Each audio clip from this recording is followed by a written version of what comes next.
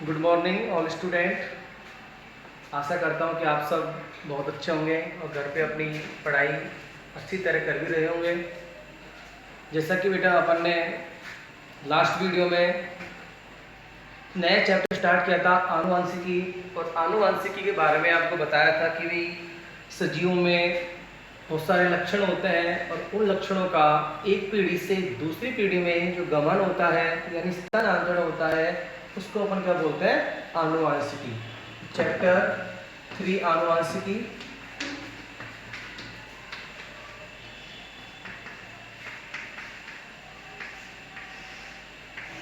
इस चैप्टर के बारे में अपन ने हल्की सी जानकारी प्राप्त की थी कि आनुवंशिकी होता क्या है, इंग्लिश में इसको क्या बोलते हैं, सर्वप्रथम इस शब्द का उपयोग किसने किया और कहाँ से ये शब्द निकला है। तो इन सब के बारे में जानकारी प्राप्त कर चुके थे अपन। एक बार दोबारा आपको मैं इसका रिवाइज करा देता हूँ कि आनुवंशिकी किसको बोलते हैं बेटा, कि सजीवों में जो लक्षण पाए जाते हैं उनका यानी जीव विज्ञान की वह शाखा जिसमें सजीवों के लक्षणों की आनुवंशिकता और विभिन्नताओं का अध्ययन किया जाता है उसको अपन क्या बोलते हैं, आनुवंशिकी। ठीक है, आनुवंशिकी को इंग्लिश में जेनेटिक्स के नाम से जानते हैं। और जेनेटिक्स शब्द की जो सबसे पहले जेनेटिक्स शब्द जो सबसे पहले उसका उपयोग किया था वो एक वैज्ञानिक थे बेटसन, उन्होंने सबसे पहले इसका उपयोग किया। और जो ये जेनेटिक्स शब्द था, ये जेनेटिक्स शब्द आपके ग्रीक भाषा का शब्द है और जिसकी उत्पत्ति जीन से हुई है। किससे हुई है? जीन से। ठीक है, इसके बाद में अपन ने आनुवंशिक लक्षणों के बारे में पढ़ा था कि आनुवंशिक लक्षण क्या होते हैं। आनुवंशिक लक्षणों के बारे में बताया था कि भाई सजीवों में लैंगिक जनन के दौरान युग्मकों की संलयन से, सजीवों में लैंगिक जनन के दौरान युग्मकों के संलयन से लक्षण एक पीढ़ी से दूसरी पीढ़ी में स्थानांतरित होते हैं जिन्हें क्या बोलते हैं अपन, आनुवंशिक लक्षण।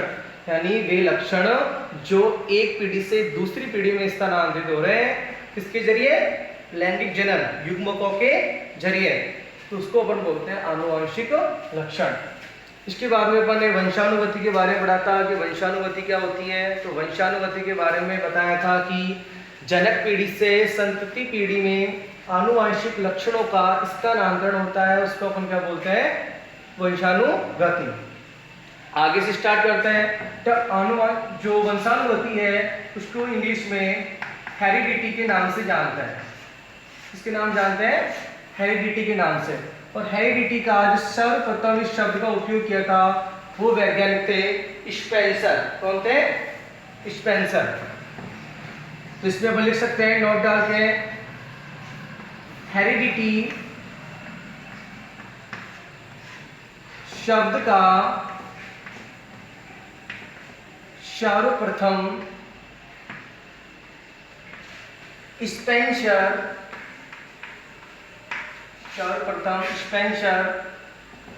कोष्टक में 1863 यानी 1863 में इन्होंने इसके बारे में बताया। सर्वप्रथम स्पेंसर नामक वैज्ञानिक ने उपयोग किया। कोई प्रॉब्लम्स किसी को? अपन ने वंशानुगति के बारे में पढ़ा था और वंशानुगति को इंग्लिश में हेरिडिटी के नाम से जानते हैं। और हेरिडिटी शब्द का जो सबसे पहले उपयोग किया था वो किया था स्पेंसर नामक वैज्ञानिक ने। ठीक है, कोई प्रॉब्लम है तक? इसके बाद में आनुवंशिकी के बारे में जो डिटेल से अपन को बताया, इसके बारे में कुछ नियम प्रतिपादित किए, कुछ ऐसी शब्दावली थी जिसके बारे में अपन को विस्तार से बताया। वो बेटा एक महान वैज्ञानिक थे, उनका नाम है ग्रेगर जॉन मेंडल। उन्होंने आनुवंशिकी के नियम प्रतिपादित किए जिसके कारण उनको अपन आनुवंशिकी के जनक के नाम से भी जानते हैं। तो अपन लिख सकते हैं कि ग्रेगर जॉन मेंडल को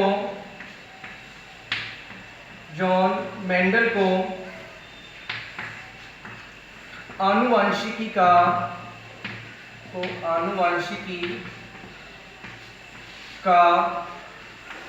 जनक कहा जाता है। क्यों कहा जाता है, इसके बारे में भी पढ़ेंगे अपन। क्योंकि बेटा मेंडल ने क्या किया था, आनुवांशिकी के नियम प्रतिपादित किए, और नियम प्रतिपादित करने के कारण हमको आनुवांशिकी के बारे में डिटेल से जानकारी मिली। इस कारण इनको आनुवांशिकी का पितामह भी कहा जाता है।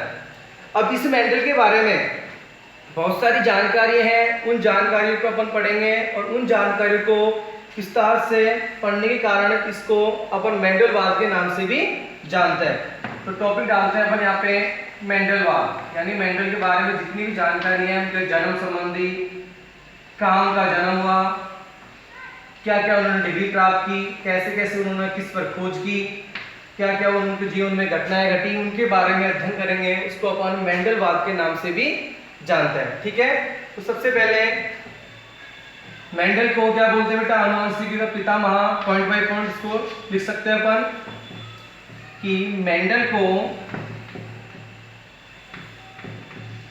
को आनुवंशिकी का, सबसे पहले इंपॉर्टेंट बात है इसकी, आनुवंशिकी का जनक कहा जाता है, जनक कहा जाता है। सेकंड पॉइंट, मेंडल का जन्म कहाँ हुआ था, मेंडल का जन्म, सबसे पहले इसकी डेट ऑफ बर्थ 22 जुलाई, मेंडल का जन्म 22 जुलाई 1822 में कहाँ हुआ था बेटा, एक देश था यूरोप का, छोटा सा देश है ऑस्ट्रेलिया। कौन सा है, ऑस्ट्रेलिया। ऑस्ट्रेलिया के देश के, वहां का एक प्रांत है देश के हेजनवुड प्रांत, हेजनड्रॉफ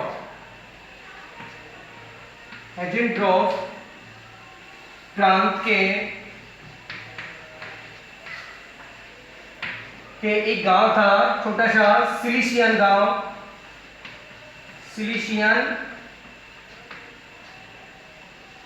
गांव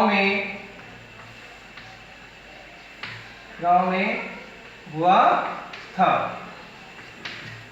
मेंडल को आनुवंशिकी का जनक कहा जाता है। मेंडल का जन्म कब हुआ था, 22 जुलाई 1822 को, और वो भी कहाँ हुआ था, ऑस्ट्रेलिया देश के हेजनड्रॉफ प्रांत के सिलिशियन गांव में हुआ था। आप इसके नोट्स बना सकते हो बेटा, ये आपके बोर्ड के हिसाब से है, से तो इम्पोर्टेंट है ही, साथ में कॉम्पिटिशन जो एग्जाम है उसमें भी इसमें से बहुत सारे क्वेश्चन आते हैं, तो आप इसको नोट कर सकते हो। ठीक है,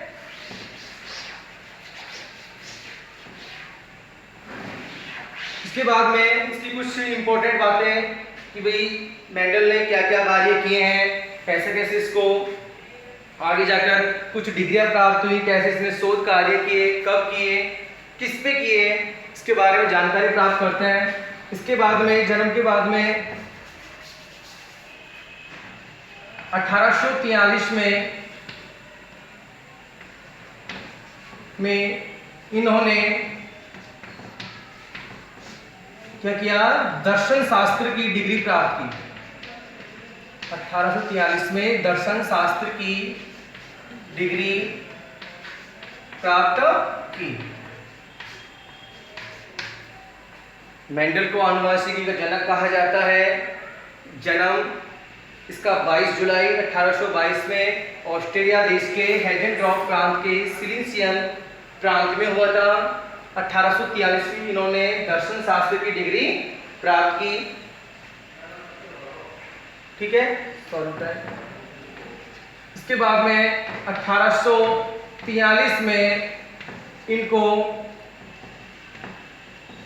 ब्रून शहर, यानी ऑस्ट्रिया के ब्रून शहर में क्या बनाया गया, चर्च में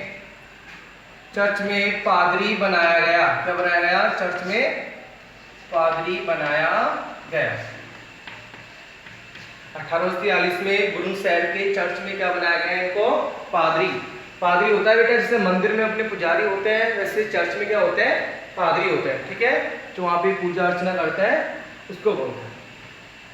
तो प्रॉब्लम आता है, अब इसी चर्च में क्या था बेटा, एक उद्यान था, उसी उद्यान में इन्होंने जो उद्यान मटर के पौधे होते हैं, क्या होते हैं, उद्यान मटर के पौधे, उन पर लगातार इन्होंने संकरण आधारित प्रयोग किए और उन संकरण आधारित प्रयोगों के कारण इन्होंने आनुवंशिकी के कुछ नियम प्रतिपादित किए। इनके बारे में अपन अध्ययन करेंगे और इन्हीं कारण इनको अपन क्या मानते हैं, आनुवंशिकी का जनक मानते हैं, ठीक है। तो इसके बाद में चर्च के उद्यान में इन्होंने क्या किया था, उद्यान मटर के पौधे पर, उद्यान मटर के पौधे पर 7 वर्ष तक, कितने वर्ष तक, 7 वर्ष तक संकरण आधारित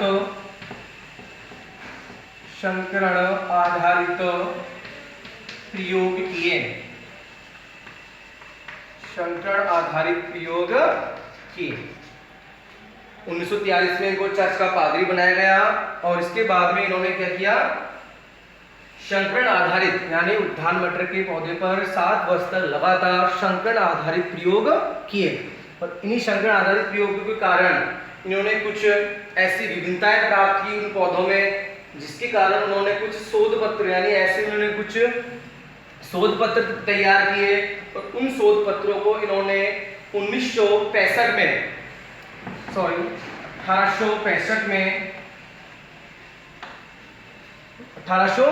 में ब्रून सोसाइटी की संस्था है यहाँ की, ब्रून सोसाइटी ऑफ नेचुरल हिस्ट्री,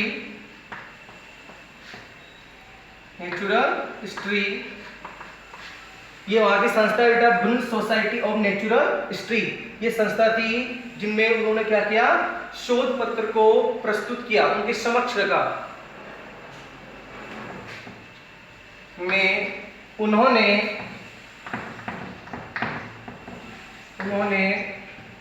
अपने शोध पत्र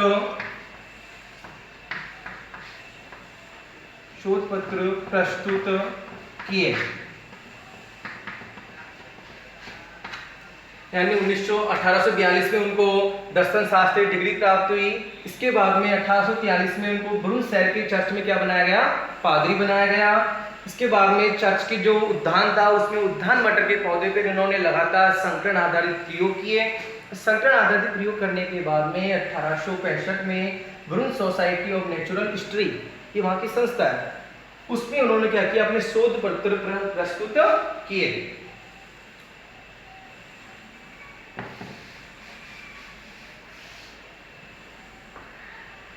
इसके बाद में शोध पत्र प्रस्तुत करने के बाद में 1866 में जो सोसाइटी की वार्षिकी होती है, जैसे उनकी किताबें छपती हैं उनकी, तो उनमें इनको क्या किया गया, इनका शीर्षक जो उनका आनुवंशिकी का जो शीर्षक था, जो कार्य किए थे संकरण आधारित प्रयोग, इन्होंने उनको उसमें प्रस्तुत किया गया।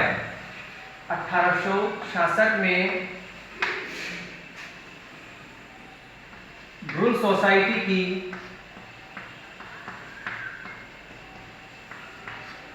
सोसाइटी की वार्षिकी में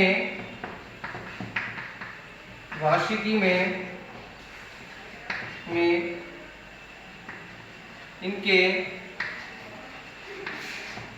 शोध पत्र प्रकाशित हुए।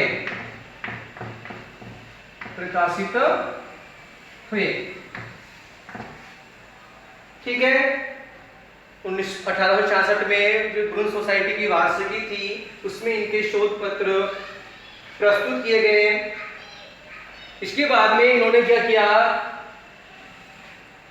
लगातार प्रयोग करने के बाद में इन्होंने जो मटर का पादप था उस पर क्या किया बेटे, मटर के पादप पे प्रयोग करने के बाद में इन्होंने उससे जानकारी प्राप्त करके कुछ आनुवांशिकीय कुछ नियम प्रतिपादित किए और उन्हीं नियमों को प्रतिपादित करने के कारण इनको अपन आनुवांशिकी का जनक कहते हैं और ये सब जानकारी है इसको अपन मेंडलवाद के नाम से भी जानते हैं। ठीक है, दोबारा सुनो, इतनी सारी जानकारी प्राप्त की इन्होंने, आनुवांशिकी के नियम प्रतिपादित किए, इस कारण इसको अपन आनुवांशिकी का जनक के नाम से जानते हैं और ये जानकारी है सारी इसकी, इसको अपन मेंडलवाद के नाम से भी जानते हैं। ठीक है, इसके बाद में मेंडल द्वारा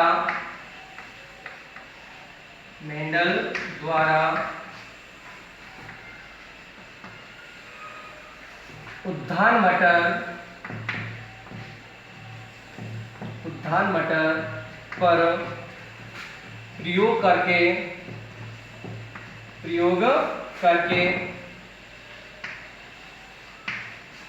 आनुवांशिकता के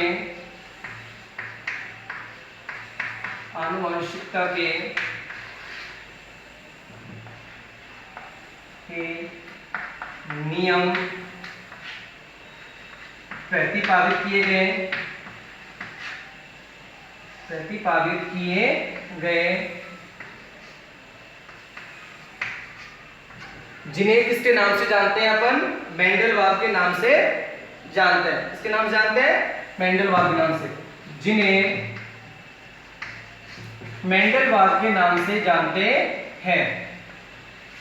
मेंडलवाद के नाम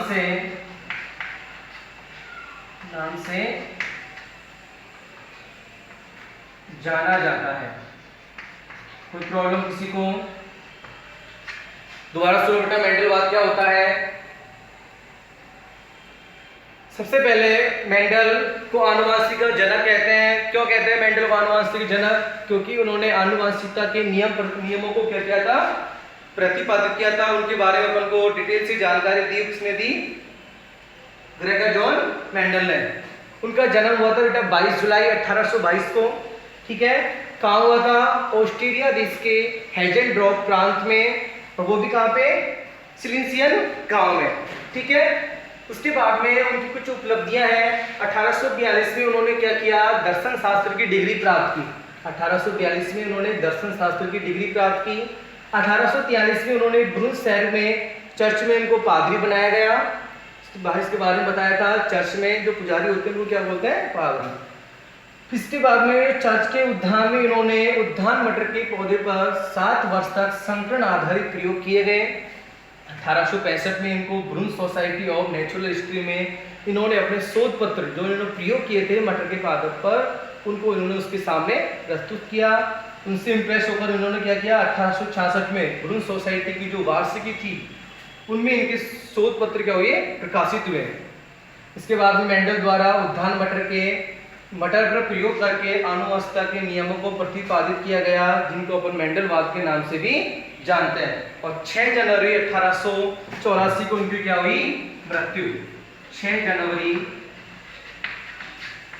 1886 को इनकी क्या हुई?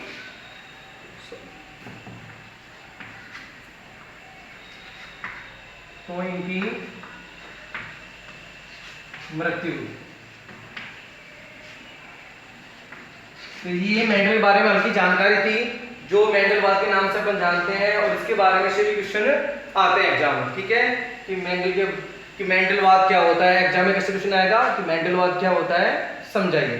तो अपन को मेंडल के बारे में जितनी भी जानकारी है ये अपन को सारी इसमें लिखनी पड़ेगी, कि मेंडल का जन्म कैसे हुआ, कहाँ पे हुआ, क्या क्या उनको डिग्री प्राप्त हुई, कैसे उन्होंने प्रयोग किए, कहाँ प्रयोगों को उन्होंने प्रतिपादित किया, क्या उनको फिर इसके बारे में उनकी शोध पत्र कहाँ प्रकाशित हुए, किस पे प्रयोग किए, कौन से पादप पे किए, कहाँ कैसे की मृत्यु हुई, इन सब के बारे में जो जानकारी है उसको हम मेंडलवाद के नाम से भी जानते हैं।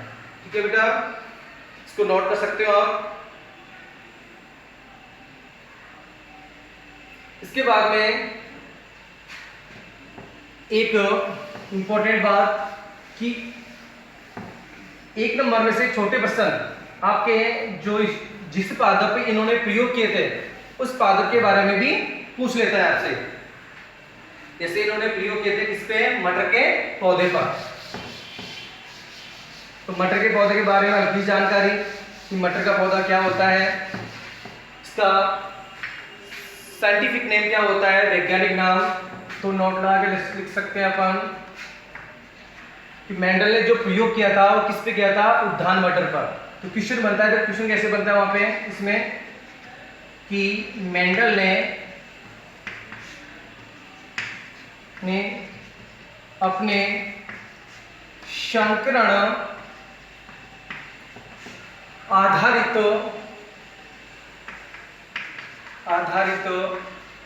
प्रयोग किस पादप पे किए, किस पादप पर किए। ऐसे क्वेश्चन आते हैं एग्जाम में।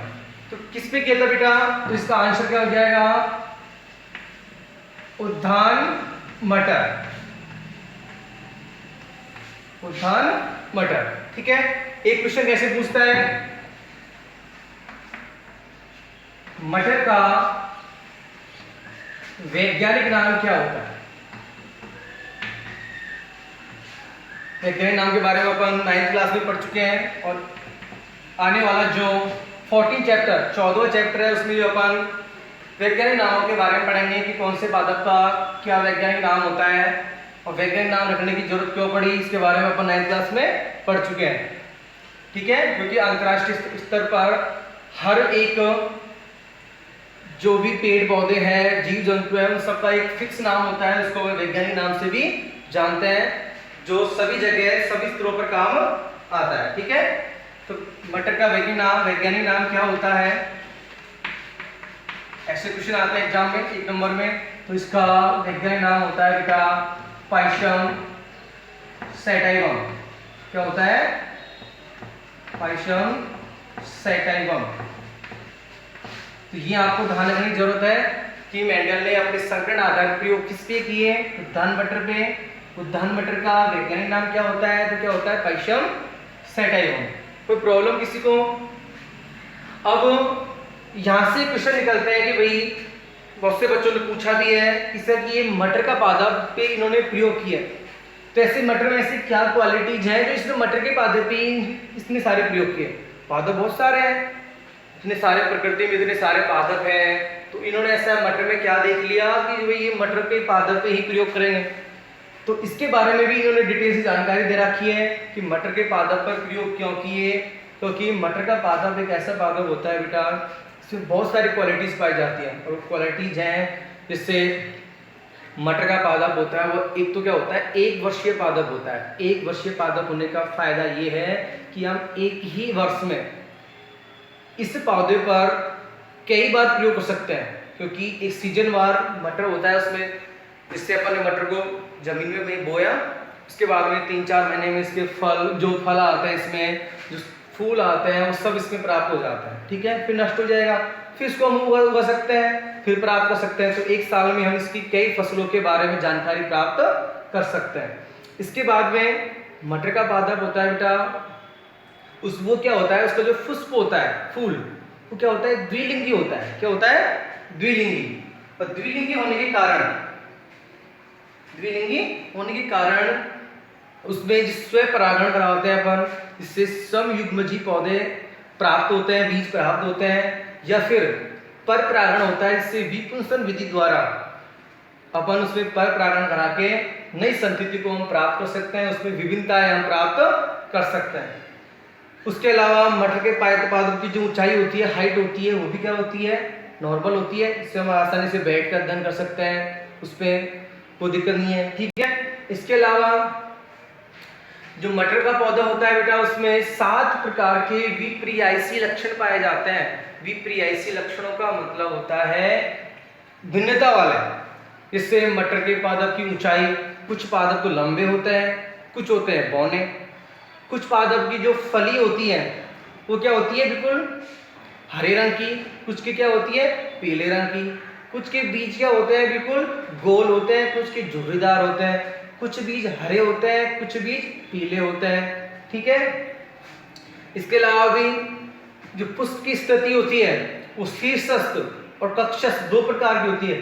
शीर्षस्थ होता है जो फूल, जैसे अपने पेड़ है कोई, ठीक है, तो पेड़ के ऊपर के भाग में जो फूल आता है हाईएस्ट पॉइंट पे, उसको बोलते हैं अपना शीर्षस्थ। और जो बीच में से कलिका निकलती है, ये अपना पौधा है, ठीक है, यहाँ पे जो फूल आएगा उसको बोलेंगे अपन शीर्षस्थ। ये कलिका निकल रही है और कलिका से यहाँ पे जो फूल आया, ठीक है, यहाँ पे जो फूल आए तो उन फूलों को अपन क्या बोलेंगे कक्षस्थ, यानी कक्षाओं से निकले हुए, ठीक है। तो इस कक्षक और शीर्षस्थ इनके बारे में जानकारी प्राप्त करेंगे अपन। मटर के बारे में डिटेल से अध्ययन करेंगे कि भाई मटर का पौधा ही क्यों चुना, क्या कोई इसमें क्वालिटी है, इनके बारे में अपन पढ़ेंगे। तो ये टॉपिक आपके क्लियर होगा आज का मेंडलवाद का। इसके बारे में बेटा दोबारा बता देता हूँ मेंडलवाद के बारे में कि मेंडल को आनुवांशिकी का जनक कहा जाता है। मेंडल का जन्म कहाँ हुआ था? 22 जुलाई 1822 को ऑस्ट्रिया देश के हेजेनड्रॉफ प्रांत के सिलिशियन गांव में हुआ था। 1843 को इनको दर्शन शास्त्र की डिग्री प्राप्त हुई। इसके बाद में 1843 में इनको ऑस्ट्रिया के ब्रुन शहर में चर्च में पादरी बनाया गया और चर्च में पादरी बनाने के काम के बाद में इन्होंने चर्च के जो उद्यान था उसमें उद्यान मटर के पौधे पर संकरण आधारित बहुत सारे क्या किए प्रयोग किए, वो भी 7 वर्ष तक। और इन्हीं प्रयोगों के कारण उनको जो कुछ शोध प्राप्त हुई, कुछ जानकारी प्राप्त हुई, उनको उन्होंने शोध पत्र के माध्यम से वहाँ की एक सोसाइटी थी, उसका नाम था ब्रुन सोसाइटी ऑफ नेचुरल हिस्ट्री, उसमें इन्होंने इसको क्या किया प्रस्तुत किया। और प्रस्तुत करने के बाद में 1866 में ब्रुन सोसाइटी ने जो उनकी वार्षिकी होती है उनमें उनके शोध पत्रों को प्रस्तुत किया, प्रकाशित कर दिया, ठीक है। इसके बाद में मेंडल ने आनुवंशिकता के नियम प्रतिपादित किए जिनको अपन मेंडलवाद के नाम से भी जानते हैं। और 6 जनवरी 1884 को इनकी क्या हो गई थी बेटा मृत्यु, ठीक है। ये मेंडल के बारे में जानकारी थी। इसके बाद में अपन ने 2 क्वेश्चन लिखे थे कि भाई मेंडल ने जो भी पादप पे यानी मटर के पादप पे जो प्रयोग किए थे तो उसको पादप का वैज्ञानिक नाम क्या है? तो वैज्ञानिक नाम होता है उसका पाइसम सैटाइवम। और प्रयोग इसने मटर के पादप पे क्यों किए उनके बारे में अपन अगली कक्षाओं में अध्ययन करें, ठीक है। तो चैप्टर आनुवंशिकी उसके बारे में आपको एक एक टॉपिक क्लियर कराते चलेंगे। कोई भी प्रॉब्लम हो आप ये मेरे व्हाट्सएप नंबर है, आप इस पर कमेंट करके या फिर मैसेज करके मेरे से पूछ सकते हो। कोई भी क्वेश्चन हो, जो भी प्रॉब्लम हो आपको, आप इस व्हाट्सएप नंबर पे मैसेज करके मेरे से पूछ सकते हो बेटा, ठीक है। आपके लिए हमेशा 24 घंटे सुविधा उपलब्ध है, कभी मैसेज करो कभी भी, आपको अपनी समस्या का हल जरूर मिलेगा, ठीक है। धन्यवाद आज की क्लास के लिए।